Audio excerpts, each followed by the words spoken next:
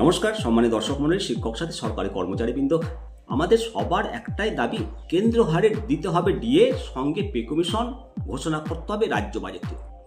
কানাঘুষো শুনতে পাওয়া যাচ্ছে যে রাজ্য বাজেটে পে কমিশনটা ঘোষণা করতে পারে, তবে সরকারি স্তরে কোনো বিবৃতি দেওয়া হয়নি, এটা আমরা জানি।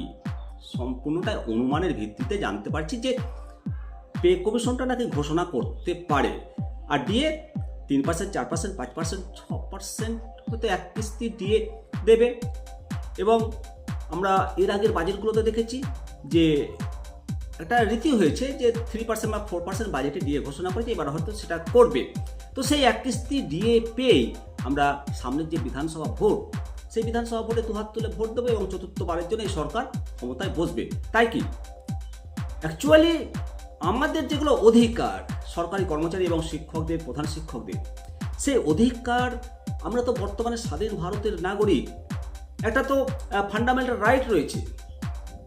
প্রধান শিক্ষকদের ইনক্রিমেন্ট এটা একটা কর্তব্যের মধ্যে পড়ে। 2019-এর ওপাতে দেখুন, প্রধান শিক্ষকদের ইনক্রিমেন্টটা দুম করে তুলে দিল। 400 টাকাতে প্রধান শিক্ষকের মতো গুরুত্বপূর্ণ পদ সামলাতে হচ্ছে। এটা তোলা মোটেও উচিত হয়নি, অথচ তুলে দিয়েছে। তো এই যে আমাদের যে দাবিগুলো, পে কমিশনে যে পে কমিশনটা হবে, সেই পে কমিশনে এই দাবিগুলো আবার জোরালোভাবে জানাতে হবে এবং খুব দ্রুত পে কমিশন কার্যকর করতে হবে। বর্তমানে সোনা 2 লক্ষ টাকা ভরি। যখন আমরা চাকরিতে জয়েন করেছিলাম তখন সোনার দাম কত ছিল? আমি নিজে সোনা তৈরি করেছিলাম 4,550 টাকা ভরি এবং 3850 টাকায় চাকরিতে যোগদান করেছিলাম। তো যেভাবে জিনিসের দাম বাড়ছে তার তুলনায় তো বেতন বাড়েনি। তখন তো বেতনটা বেশ ভালোই ছিল সোনার মূল্যের সঙ্গে। তো পে কমিশনটা খুব তাড়াতাড়ি ঘোষণা করতে হবে রাজ্য সরকারকে এই বাজেটেই, এবং সেটা খুব তাড়াতাড়ি ইমপ্লিমেন্ট করতে হবে। আজকে কেন্দ্র সরকার দেখুন পে কমিশন ঘোষণা করেছে এবং সে পে কমিশন 2026 সালে 1 জানুয়ারি ভিত্তি তারিখ করেছে, এখনও লাগু হয়নি। সেই পে কমিশন 26 সালের মার্চ মাসে লাগু করতে হবে কেন্দ্র সরকারকে। লাগু না করলে তারা বৃহত্তর আন্দোলনের পথে হাঁটছে। আমাদেরকে শিখতে হবে, আমাদেরকে দেখতে হবে। এর আগে পোস্ট অফিসের কর্মচারীরা দেখুন কিভাবে তারা আন্দোলন করে তাদের সুযোগ সুবিধাগুলো আদায় করে নিয়েছিল।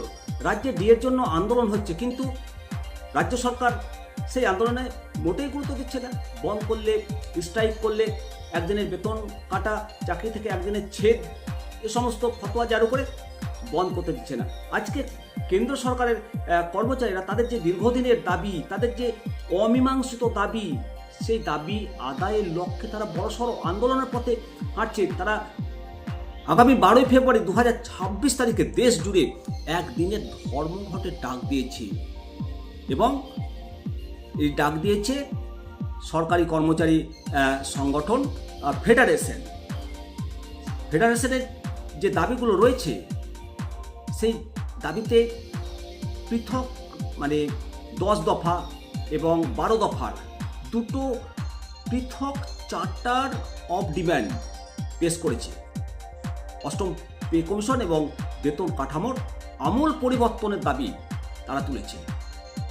তদ্রূপভাবে একইভাবে রাজ্যেও এই যে পে কমিশনে বিভিন্নভাবে এর আগে একবারে কর্মচারীকে শোষণ করা হয়েছে, পে কমিশনে প্রধান শিক্ষকদের ইনক্রিমেন্ট তুলে দেওয়া হয়েছে, গ্রেড পে তুলে দেওয়া হয়েছে।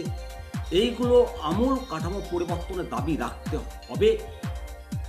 কেন্দ্রের কনফেডারেশন যে সংগঠন রয়েছে তাদের প্রধান দাবিগুলোর মধ্যে যে মূল দাবিগুলো, সেই মূল দাবিগুলো বেতন এবং পেনশনের ক্ষেত্রে কিছু তাৎক্ষণিক তারা পরিবর্তনের দাবি তুলেছে।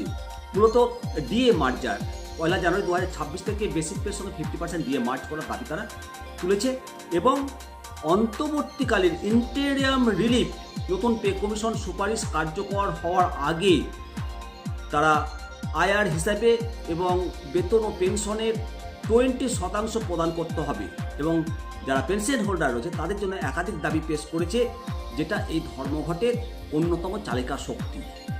পুরনো ওপিএস এবং এনপিএস, ইউপিএস এগুলো বাতিল করে ওল্ড যে পেনশন স্কিম সেটাকে তারা ফিরিয়ে আনার দাবি করেছে। যদি এটা ফিরবে কিনা সময় বলবে।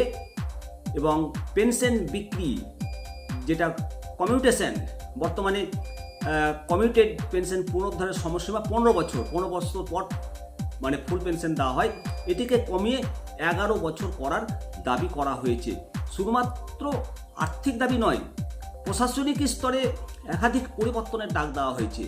কেন্দ্র সরকারের বিভিন্ন দপ্তরে যেগুলো ভ্যাকান্সি রয়েছে সেগুলো পূরণ করা, আউটসোর্সিং এবং সরকারি দপ্তরের বেসরকারিকরণ বন্ধ করার পাশাপাশি তারা অনুকম্পামূলক চাকরির ক্ষেত্রে যে 5% সিলিং বা ঊর্ধ্বসীমা রয়েছে সেটাকে তুলে দিয়ে মৃত কর্মচারীর পরিবারকে নিঃশর্তভাবে চাকরি দেওয়ার কথা বলা হয়েছে।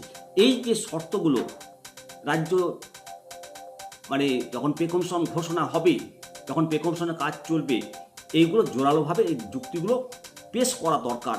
অবশ্যই আপনাদের কি মতামত জানাবেন, এবং আগামীতে রাজ্য সরকার ডিএ কতটা দেবে, এআইসিপিআই হারে এই ডিএ আমার তো মনে হয় দেবে না, 3, 4, 5 বা 6 ম্যাক্সিমাম।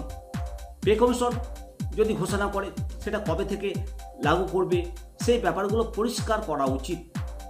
নইলে এই যে ক্ষোভ, এই যে দুঃখ, এটা থেকে যাবে এবং সেটা 26-এর ভোটে প্রতিফলন ঘটবে।